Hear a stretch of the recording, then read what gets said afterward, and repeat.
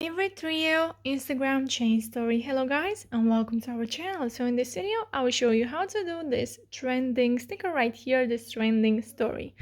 First of all, you have to go to my page, click on the search icon from the bottom of the screen and search for Ali and John YTT, and then from here you have to go to trending at highlights.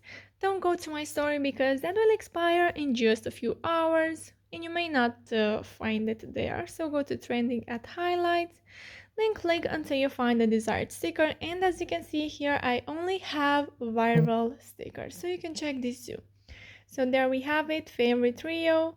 Then click on the add yours button, and if you are not able to click on the add yours button, then you can go ahead and check the first pinned comment where I already put a link to a video which shows you what to do if you are not able to click on the add yours button. So yeah, from here you have to go to your uploads and choose the photo that you want. I will go with this photo with Jonas Brothers, and you can place the photo where you want, and you can do the same thing with your sticker. So click share to once you are done, and then click share to your story and then hit on done. So yeah guys, that's it. I hope this video was helpful for you. If it was, you can like this video and you can also subscribe to our channel.